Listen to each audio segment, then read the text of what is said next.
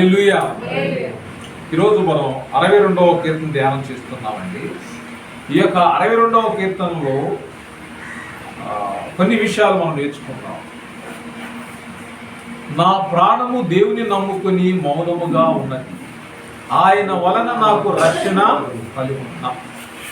So ఆయనే నా ఆశ్రయదుర్గము, ఆయనే నా రక్షణకర్త, ఎత్తైన నా కోట ఆయనే, నేను అంతగా కదిలింపబడను. దేవునికి స్తోత్రం. ఎన్నాళ్ళు మీరు ఒకనిపై బడుదురు, ఒరుగుచున్న గోడను పడబోవు కంచెను ఒకడు పడద్రోయినట్లు మీరందరూ ఎన్నాళ్ళు ఒకని పడద్రోయి చూచుందురు. అతని ఔన్నత్యము నుండి అతని పడద్రోయుటకే వారు ఆలోచించుదురు. అబద్ధమాడుట వారికి సంతోషము, వారు తమ నోటితో శుభవచనములు పలుకుచు అంతరంగములో దూషించుదురు. నా ప్రాణమా, దేవుని నమ్ముకుని మౌనంగా ఉండుము, ఆయన వలననే నాకు నిరీక్షణ కలుగుచున్నది.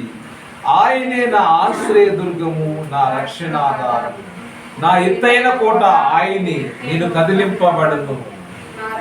నా రక్షణకు నా మహిమకు దేవుడే ఆధారము, నా బలమైన ఆశ్రయదుర్గము, నా ఆశ్రయము దేవుని యందే ఉన్నది. జనులారా, ఎల్లప్పుడూ ఆయన యందు నమ్మిక ఉంచుడి, ఆయన సన్నిధిని మీ హృదయములు కుమ్మరించుడి. దేవుడు మనకు ఆశ్రయము. దేవుని స్తోత్రం. అల్పులైన వారు వట్టి ఊపిరై ఉన్నారు, గనులైన వారు మాయాస్వరూపులు. త్రాసులు వారందరూ తేలిపోదు, వట్టి ఊపిరి కన్నా అలకనగా ఉన్నారు.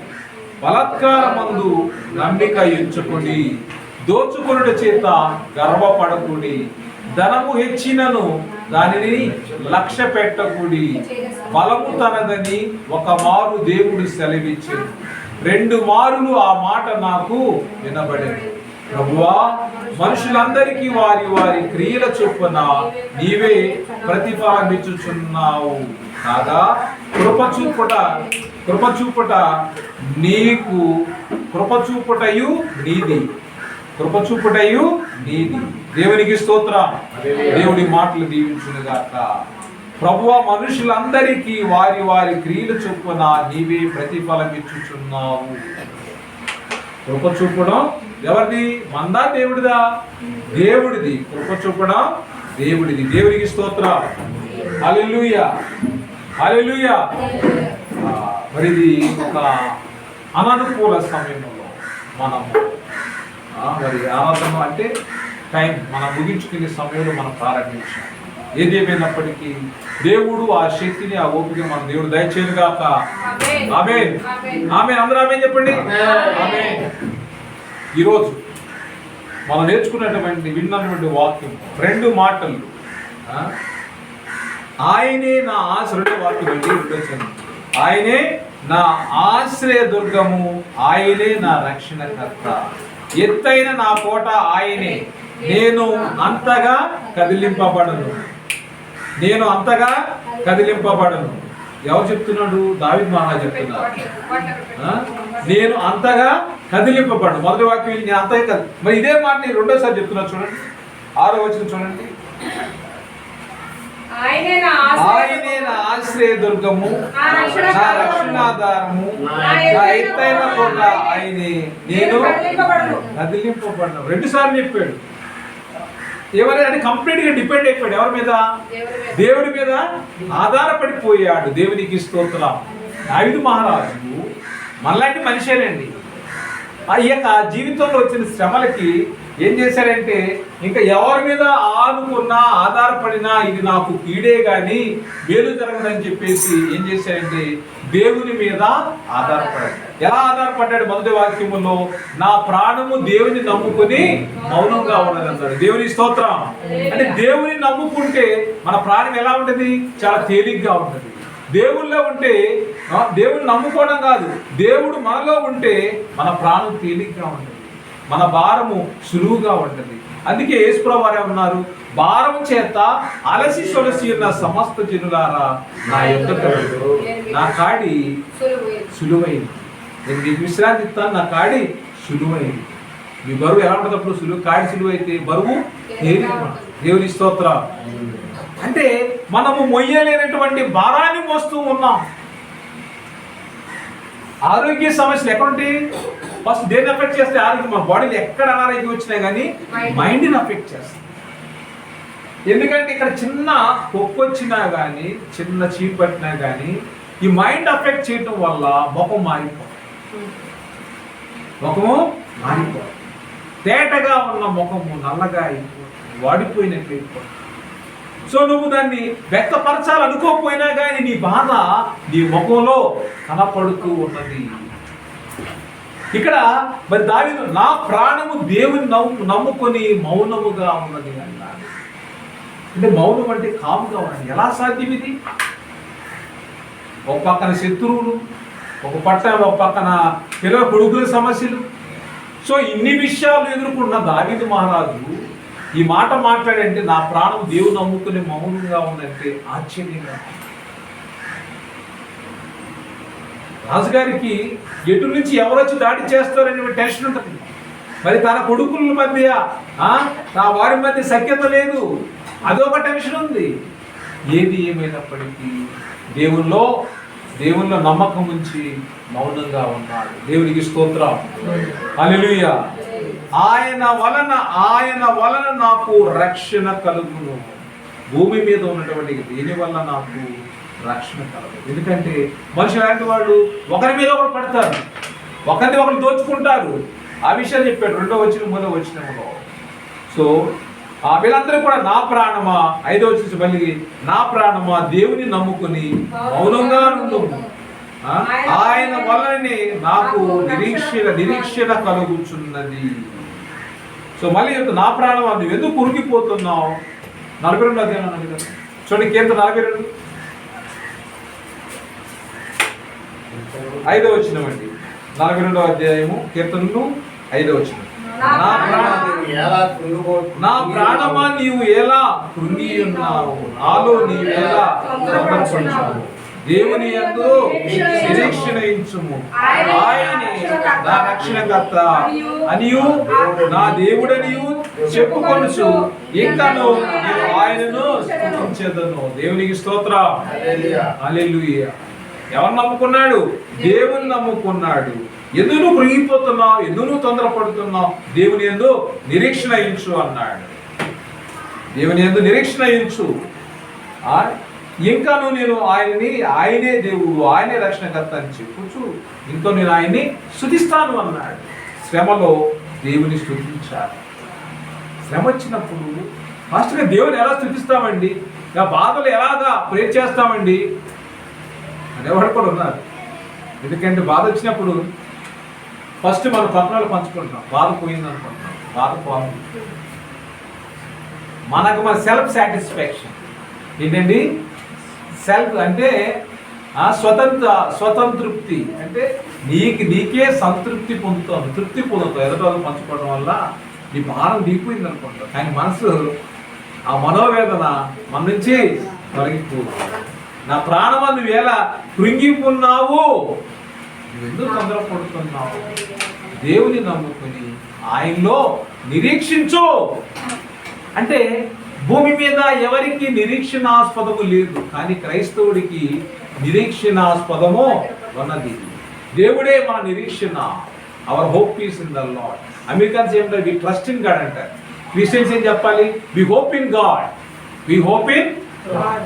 ఆయనలోనే మా నిరీక్షణ, దేవునిలోనే మా నిరీక్షణ. దేవుని బిడ్డలారా, ఇక్కడ యోబు ఏమి జరిగిందంటే, యోబు విషయంలో దేవుడు ఎంతగానో మరి యోబును ఊజు దేశములో దేవుడు జీవించాడు. జీవిస్తే మరి ఇప్పుడు పరిస్థితి ఏమైందంటే, ఒకడొచ్చి ఎవరో దాడి చేస్తున్నాడని చెప్పాడు, ఇంకోడొచ్చేసి ఎడ్లు లేవన్నాడు, ఇంకోడొచ్చేసి నీ పొలం పోయిందన్నాడు. ఈ మాటలన్నీ కూడా ఏంటంటే అసలు నిజంగా గుండె చెదరిపోతూ ఉన్నది. సో మరి అక్కడ మనము 14 అధ్యాయము 14 వచనం నుంచి ఆ చివరి వరకు చదివినట్లయితే, యోబు గ్రంథం 1వ అధ్యాయం 14 నుంచి చదివినట్లయితే, ఎద్దులు నాగలి నుంచి గాడిదలు వాటి సమీపంలో వేయించుండగా శెబాయీయులు వాటి మీద పడి వాటిని పట్టుకొని పోయి ఖడ్గముతో పనివారిని హతము చేసిరి. జరిగినది నీకు తెలియచేయటకు నేను ఒక్కడనే తప్పించుకొని వచ్చి ఉన్నానని. దేవునికి స్తోత్రం. మొదట ఆయన దుక్కిటెత్తులు పనివారు శాబాయిలు వాటి మీద పడి వాడిని ఖడ్గం చేత హతము చేశారని చెప్తున్నాడు. నేను ఒక్కడే తప్పించుకుని వచ్చానని చెప్తున్నాడు. అతడు 16 వచనం, అతడు ఇంకా మాట్లాడుచుండగా మరి ఒకడు వచ్చి దేవుని అగ్ని ఆకాశము నుండి పడి గొర్రెలను పనివారిని రగుల పెట్టి కాల్చివేసెను. అది నీకు తెలియజేయడానికి నేను ఒక్కడే మిగిలి ఉన్నాను అన్నాడు. అయ్యా, నీ గొర్రెలు నీ పనివారిని ఆకాశం నుంచి అగ్ని వచ్చి కాల్చివేసింది అన్నాడు. ఈ మాటలు వినేలోపు మరలా ఇంకొకడు అతడు ఇంకా మాట్లాడుచున్న మరి ఒకడు వచ్చి కల్దీయులు 3 సమూహములుగా వచ్చి ఒంటెల మీద పడి వాటిని కొనిపోయి ఖడ్గము చేత పనివారిని చంపిరి. నీకు దాన్ని తెలియచేయడానికి నేను ఒక్కడనే తప్పించుకొని ఉన్నాను అని. మరలా 18 వచ్చిన అతడు మాట్లాడుచుండగా వేరొకడు వచ్చి నీ కుమారులను నీ కుమార్తెలను తమ అన్న ఇంట భోజనము చేయించు ద్రాక్షాపానము చేయించుండగా గొప్ప సుడిగాలి అరణ్య మార్గముగా వచ్చి ఆ ఇంటి నలుమూలలను కొట్టగా అది యవనుల మీద పడినందున వారు చనిపోయి దాన్ని నీకు తెలియచేయుటకు నేను ఒక్కడనే తప్పించుకొని వచ్చి ఉన్నాను. ఏమేం పోయినాయండి? ఒంటెలు పోయినాయి, ఎద్దులు పోయినాయి, పంటలు పోయాయి, కొడుకులు పోయారు, అందరూ పోయారు. కొడుకులు ఇంకెవరు మిగలలేదు. అంటే సర్వం, అంటే ఇది చెప్తా నేను ఒక్కనే మిగిలి ఉన్నాను, ఇది చెప్తాను నేను ఒక్క, అంటే ఆ ఇన్ఫర్మేషన్ వచ్చి చెప్తుంటే చూడండి, అసలు ఆ గాయము చేత మనోవేదన చేత బాధపడుతున్న యోగు జీవితంలో ఒక విషయం తర్వాత ఇంకో విషయం చెప్తున్నా, అంటే పుండు మీద కారం జరిగినట్టు. ఈ విధంగా ఈ శోధనలో ఈ బాధల్లో యోగు ఎదుర్కొంటున్నప్పుడు ఆ ఒక్కొక్క విషయం విన్న తర్వాత ఇప్పుడు 20 వచనం చూడండి. అప్పుడు యోగు లేచి తన పై వస్త్రమును చింపుకొని తల వెంట్రుకలు గొరిగించుకుని నేల మీద సాష్టాంగపడి నమస్కారం చేసి ఇట్లా నేను ఏమన్నాడు? నేను నా తల్లి గర్భములో నుండి దిగంబరుడనై వచ్చి తిని దిగంబరిని అక్కడ తిరిగి వెళ్ళేదను. యెహోవా ఇచ్చెను, యెహోవా తీసుకొని పోయేను. ఎవరిచ్చారండి? ఎవరిచ్చారు? యెహోవా ఇచ్చెను, యెహోవా తీసుకొని పోయేను. యెహోవా నామమునకు స్తుతి కలుగునుగాక. దేవుని స్తోత్రం. హల్లెలూయా. ఇప్పుడు యోబు ఏ స్థితిలో ఉన్నాడు? నిస్సహాయ స్థితిలో ఉన్నాడు, గొప్ప వేదనతో ఉన్నాడు. కానీ ఆయన ఏమన్నాడు? యెహోవా నామమునకు స్తుతి కలుగునుగాక. శ్రమలో ప్రార్థన చేయడం అంటే ఇదేనండి. అంటే అన్నీ ఉన్నప్పుడు కంటే ఏమీ లేనప్పుడు, అన్నీ కోల్పోయినప్పుడు, అన్నీ ఉన్నప్పుడు కానీ అన్నీ కోల్పోయినప్పుడు ఈ ప్రార్థన దేవుడు పెట్టాడు. దేవుని స్తోత్రం. హల్లెలూయా, హల్లెలూయా. ఈ సంగతులలో ఏ విషయం అందును యోబు ఏ పాపమును చేయలేదు, దేవుడు అన్యాయం చేశాడని కూడా మనమైతే మనం ఎందుకని మాకే ఎలా జరుగుతుందంట? వేదన, బాధ తట్టుకోలేదు. సో మనం ఏం చేయాలి? దాన్ని వ్యక్తపరచాలి. కాబట్టి మనుషుల మీద వ్యక్తపరచలేనప్పుడు దేవుడి మీద అంటాం, దేవా ఎందుకయ్యా నాకు ఈ శ్రమలు అని చెప్పేసి దేవుడి మీదే కొన్నిసార్లు మనం కోప్పడుతూ ఉంటాం. దేని బిడ్డలారా, ఇన్ని విషయాలు జరిగినాయి కదా. మరి ఇప్పుడు యోబు జీవితం ఏ ఒక్క విషయంలో కూడా కోపం పడకుండా ఏమన్నా నేను తల్లి గర్భములో ఉండి దిగంబరిగా వచ్చాను అంటే ఒట్టి చేతులు వచ్చాను. దాని అర్థం ఏంటండి? ఒట్టి చేతులు వచ్చాను, ఒట్టి చేతులతోనే తిరిగిపోతాను అని చెప్తూ ఉంటాడు. ఏ విషయములో కూడా యోబు పాపము చేయలేదు. ఎక్కడ చేశాడండి? చేయలేదు. సో మరి ఇవన్నీ కూడా యోబుకే జరిగింది. యోబు అంత నీతిమంతుడు లేడు, యథార్థవంతుడు లేడు. ఈయన యొక్క సుగుణాల గురించి మనం 8వ అధ్యాయంలో చదువుకుంటాం. యోబు 8వ అధ్యాయం 6వ వచనం. నీవు పవిత్రుడవై యథార్థవంతుడవైన ఎడల నిశ్చయముగా ఆయన నీ యందు శ్రద్ధ నిలిపి నీ నీతికి తగినట్లుగా నీ నివాస స్థలములను వర్ధిల్ల చేయును. ఎందుకని ఇలా అంటున్నాడు? ఇక్కడ బిల్దాదు తన స్నేహితుడు మాట్లాడుతున్నాడు. 8వ అధ్యాయం మొదలు వచ్చి, అప్పుడు షూహీయుడగు బిల్దాదు ఇట్లా నేను ఎంత కాలము నీ విట్టి మాట్లాడేదవు, నీ నోటి మాటలు సుడిగాలి వంటి వాయను, దేవుడు న్యాయవిధిని రద్దుపరచునా, సర్వశక్తులకు దేవుడు న్యాయమును రద్దుపరచునా, నీ కుమారులు ఆయన దృష్టి ఎదుట పాపం చేసిరేమో, కావుననే వారు చేసిన తిరుగుబాటును బట్టి ఆయన వారిని అప్పగించునేమో. నీవు జాగ్రత్తగా దేవుని వెతికిన ఎడల, సర్వశక్తులకు దేవుని బతిమాలుకొని ఎడల, నీవు పవిత్రుడవై యథార్థవంతుడవైన ఎడల నిశ్చయముగా ఆయన నీ యందు శ్రద్ధ నిలుపుతాడు. నీ నీతికి తగినటువంటి ప్రతిఫలాన్ని నీ నివాస స్థలమును ఆయన వర్ధిల్ల చేస్తాడని చెప్పేసి బిల్దాదు అనేటువంటి స్నేహితుడు యోబుకి సలహా ఇస్తూ ఉన్నాడు. సో ఏం జరిగింది? ఆయన కొడుకులు కూడా చనిపోయారు, ఒక వాళ్ళు పాపం చేశారేమో అని. ఇప్పుడు వీళ్ళ కోసం ఏం చేసేవాడు? దినదినము కూడా యోబు తన కుమారుల నిమిత్తం, కొడుకుల నిమిత్తం వీళ్ళు ఏమన్నా పాపం చేశారేమో, ఎక్కడన్నా ఆ దేవుని ఆజ్ఞ పాటి తప్పిపోయారేమని చెప్పేసి నైవేద్యం అర్పిస్తూ ఉండేవాడు. ఒక్కొక్కరి కోసం దహన బలులు అర్పిస్తూ ఉండేవాడు. ఇటు రీతిగా కుమారుల యొక్క పాపముల కొరకు రక్షణ చేశాడు. దేవుని బిడ్డలారా, మరి దేవుడు ఇన్ని విషయాలలో కూడా యోబును టెస్ట్ చేశాడు. టెస్ట్ చేసినప్పుడు మరి దేని యందు కూడా ఆయన ఏం చేయలేదు? కోప్పండి. ఏమన్నాడు తెలుసా? యోబు గ్రంథము 13వ అధ్యాయం 15వ వచనం. యోబు గ్రంథము 13వ అధ్యాయం 15వ వచనం. ఇదిగో ఆయన నన్ను చంపినను నేను ఆయన కొరకు కనిపెట్టుచున్నాను, ఆయన సన్నిధిని నా ప్రవర్తన న్యాయమని నేను రుజువు పరతును. దేవునికి స్తోత్రం. ఆయన నన్ను ఎంతగా శిక్షించినా గాని, ఎవరైనా ఆయన నన్ను చంపినా నేను ఆయన కొరకు కనిపెట్టుచున్నాను. నా ప్రాణమా ఎందుకు కృంగిపోతున్నావు, నువ్వు ఎలా తొందరపడుతున్నావు, దేవునిలో నిరీక్షణ ఉంచు అని 42వ కీర్తన చదివాను. సో ఇప్పుడు ఏమన్నాడు? ఆయన చంపినా కానీ నేను ఆయన కొరకు కనిపెట్టుచున్నాను, ఆయన సన్నిధిలో నా ప్రవర్తన న్యాయమని నిరూపిస్తానన్నాడు. చార్లీ కార్క్, ఇలా రాత్రి ఆన్లైన్లో కూడా చెప్పారు. చార్లీ కార్క్ అనేటువంటి యవన ప్రాయం ఉన్నటువంటి ఒక ఎవాంజలిస్ట్, స్వార్థికుడు అంటున్నారు, పాస్టర్ అంటున్నారు. మరి అమెరికాలో ఉన్నటువంటి పార్టీ కూడా ఆయన ఒక మెంబర్గా ఉన్నాడు. డొనాల్డ్ ట్రంప్ పార్టీలో ఒక మెంబర్గా ఉన్నాడు ఆయన, ప్రాముఖ్యమైన స్థానం. అలాంటి వ్యక్తిని మరి దొండగుడు కాల్చి చంపేశాడు. ఎందుకు కాల్చేశాడు? తొందరపడలేదు. యవన ప్రాయములో అమెరికా దేశంలో దేవుడికి సమర్పించుకోవడం అంటే ఇది గొప్ప విశేషం. ఎందుకంటే అక్కడ టెక్నాలజీ పెరిగిపోయింది, పాపము కూడా విపరీతంగా పండిపోయింది. పాపము పండిపోయినటువంటి దేశంలో ప్రభు కొరకు ఆయన నిలబడ్డాడు. ప్రభు కొరకు ఆయన నిలబడ్డాడు కాబట్టి ఈ రోజున ఆయన హతసాక్షిగా మారాడు. ఇదేం పెట్టారా? ఆయన రాసినటువంటి book time to turning point.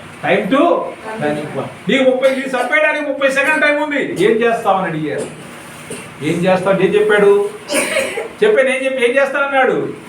సువార్త చేస్తానన్నాడు. యేసుక్రీస్తు రక్షకుడు, ఆయన నామమున అందరూ రక్షణ పొందాలని చెప్తానన్నాడు. దేవుని స్తోత్రం. నేను చెప్పడానికి 30 సెకండ్లు ఏం చేస్తానన్నాడు? ప్రభు పని చేస్తాను, ప్రభు నామాన్ని ప్రకటిస్తానన్నాడు. సో దేవుని బిడ్డలారా, మనము మన యొక్క జీవితంలో ఏం చేయాలి అంటే ప్రభు కొరకు నిలబడాలి, ప్రభు సాక్షులుగా నిలబడాలి. నిలబడినప్పుడు మనం ఎప్పుడైతే ప్రభు సాక్షిగా నిలబడతామో దేవుడు ఇహలోకమందు ఈ జీవితం గతించిపోయిన తర్వాత పరమందు నిన్ను నన్ను మనందరికీ రావాల్సిన బహుమానాన్ని ఆయన దయచేస్తాడు. దేవుని బిడ్డలారా, ఏనా ప్రూవ్ మీ రాంగ్ అంటే ప్రూవ్ మీ రాంగ్, నేను ఎక్కడ దోషినో నిరూపించమన్నాడు. యవనప్రాయం నాటినా అమెరికా ఉన్నటువంటి యువకులతో ఒక మీటింగ్, మోటివేషనల్ స్పీకర్ అయినా. సో ఈయన అడిగాడు, ఓ మీటింగ్ పేరు ఏంటంటే prove me wrong, you prove me, నిరూపించు నేను నాలో తప్పు ఉందని, యేసు ప్రభువు నాలో పాపం ఉందని మీరు ఎవరైనా నిరూపించగలరు. సో ఆ విధంగా అంటే ఒక క్రైస్తవుని కూడా అలా నిలబడాలి. నేను చంపినాను, ఇదిగో ఆయన నన్ను చంపినను, నేను ఆయన కొరకు కనిపెట్టుచున్నాను అన్నాడు. తొందరపడి ఏమో చేయగలమా? మా మేడం గారికి చాలా టెన్షన్ వచ్చేస్తుంది, పిల్లలు బాగాలేదండి, ఏం చేయగలం? You can't do it. ఎవరి మీద ఆధారపడాలి? ఎందుకు తొందరపడుతున్నావు? దేవుని యందు నిరీక్షించు. నువ్వెందుకు కృంగిపోతున్నావు? మనం ఎప్పుడైతే ఈ నిలకడలోకి నిలబడడంలోకి వస్తామో, యోబు ఏం చేశాడు? కొడుకులు పోయినప్పుడు ఏం చేశాడు? కూతురు పోయినప్పుడు ఏం చేశాడు? ఆస్తిపోయినప్పుడు ఏం చేశాడు? స్తుతించాడు. దేవునికి స్తోత్రం, హల్లెలూయా. యెహోవా ఇచ్చెను, మనం కూడా అదే చెప్పాలి. అంటే అది ఉందనుకోండి అనుభవిస్తాం, లేదనుకోండి దేవుడు ఇచ్చాడు, అనుభవించాను, చాలు. ఇప్పుడు నేను మళ్ళీ నేర్చుకుంటాను. ఆ విధంగా ఎప్పుడైతే దేవునిలో ఆ పాజిటివ్ యాటిట్యూడ్ మనకు వస్తుందో మన యొక్క ఆత్మీయ జీవితం బలంగా ఉంటుంది. శ్రమలలో స్తుతించడము మనము నేర్చుకోవాలి. మనము తెలియని మార్గములో మనం ప్రయాణం చేయాల్సి వచ్చినా కానీ ఏమాత్రం భయపడకూడదు. రోజున యోబు మరి ఆయన సన్నిధిని నా ప్రవర్తన న్యాయమని నిరూపిస్తాను అన్నాడు. ప్రతి ఒక్క క్రైస్తవుడు కూడా ఈ మాట పట్టుకోవాలి. ఈ మాట పట్టుకుని మనమందరం కూడా, ఎందుకంటే మనం ఈ రోజున నిరూపించాలి నీ ప్రవర్తన యథార్థమైనదని, నీ జీవితము యథార్థమైనదని, నీ క్రియలు నీతి క్రియలని నువ్వు నిరూపించాలి. సత్య సంస్థాపన జరగాలి నీ జీవితంలో. సత్యానికి సాక్షిగా నువ్వు ఉండాలి, నేను ఉండాలి. సో నా ప్రాణమా దేవుని నమ్ముకొని, 62వ కీర్తన 5వ వచనమండి, నా ప్రాణమా దేవుని నమ్ముకొని మౌనముగా ఉండును, ఆయన వలననే నాకు నిరీక్షణ కలుగుచున్నది. సో ఆయనే నా ఆశ్రయదుర్గము, నా రక్షణాధారము, నా ఎత్తైన కోట ఆయనే, నేను కదిలింపబడను. సో నా రక్షణకు, నా మహిమకు దేవుడే ఆధారము, నా బలమైన ఆశ్రయదుర్గము, నా ఆశ్రయము దేవుని యందే ఉన్నది. మన ఆశ్రయం ఎక్కడ ఉంటుంది? పక్కింట్లో ఉంటుంది, ఫోన్లో ఉంటుంది. ఎక్కడ ఉంటుంది? పక్కింట్లో ఉంటుంది. ఎందుకని? పక్క వాళ్ళు పిలిచి మన ప్రాబ్లమ్ని షేర్ చేసుకోవాలి, లేకపోతే ఫోన్ చేసి మన ప్రాబ్లమ్ని షేర్ చేసుకోవాలి. ఇక్కడ ఏమన్నాడు దావీదు మహారాజు? ఏమన్నాడు? నా ఆశ్రయము దేవుని యందే ఉన్నదన్నాడు. నా దాగు చోటు ఆయనే. నా ఆశ్రయం ఎవరు? దేవుడే నా ఆశ్రయము. సో ఇక్కడ 8 జనులారా ఎల్లప్పుడూ ఆయన యందు నమ్మిక ఉంచుడి, ఆయన సన్నిధిని మీ హృదయములు కొమ్మరించుడి. దేవునికి స్తోత్రం. ఏం చేయాలి? ఎల్లప్పుడూ ఆయన యందు నమ్మిక ఉంచండి. ఆ ఫిలిప్పీలు రాసిన లేఖ 4వ అధ్యాయం 6వ వచనం చూడండి. ఫిలిప్పీలు రాసిన లేఖ 4వ అధ్యాయము 6వ వచనం, 4:6. దేనిని గూర్చి చింతపడకుడి గాని ప్రతి విషయములోను ప్రార్థన విజ్ఞాపన చేత కృతజ్ఞతాపూర్వకముగా మీ విన్నపమును దేవునికి తెలియచేయండి.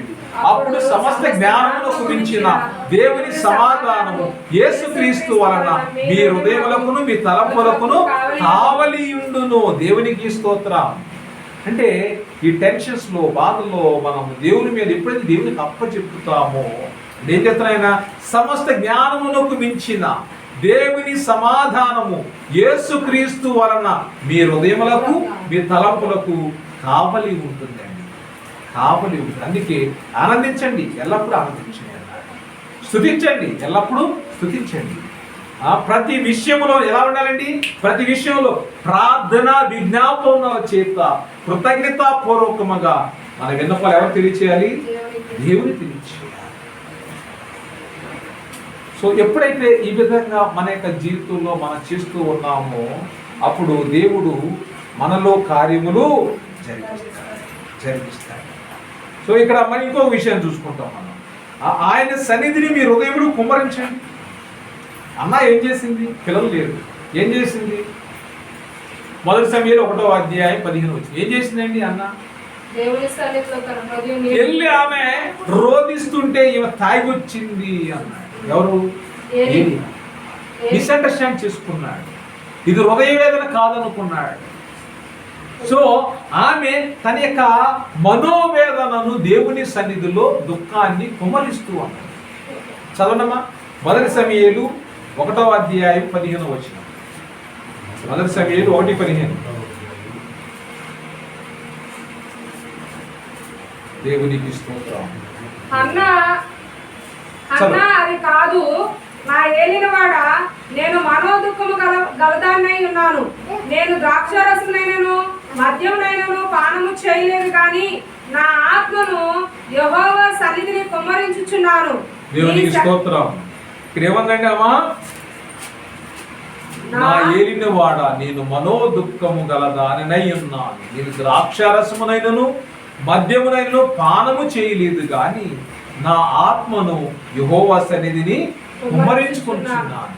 ఇక్కడ వాక్యం ఏం చెప్పింది? 8వ వచనము 62 వచనం చెప్పింది, ఆయన సన్నిధిని మీ హృదయములు కుమ్మరించుడి. అన్న ఎక్కడ కుమ్మరించింది? ఆయన సన్నిధిలో. ఆమె ఆయన ఆత్మను, నా ఆత్మను ఆయన సన్నిధిలో కుమ్మరించుకొనుచున్నాను అన్నది. ఆమె యొక్క ఆత్మను, వేదన్ని, దుఃఖాన్ని దేవుని సన్నిధిలో కుమ్మరించుకుంది. కాబట్టి దేవుడు సమయం దయచేశాడు. దేవుని స్తోత్రం. హల్లెలూయా, హల్లెలూయా. సో విలాపవాక్యాలు ఏం చదువుతావు? నువ్వు లేచి రేయి మొదటి జవాబుని ఎవరి కొరకు విలపించాలి? తల్లి ఎవరి కోసం విలపించాలి?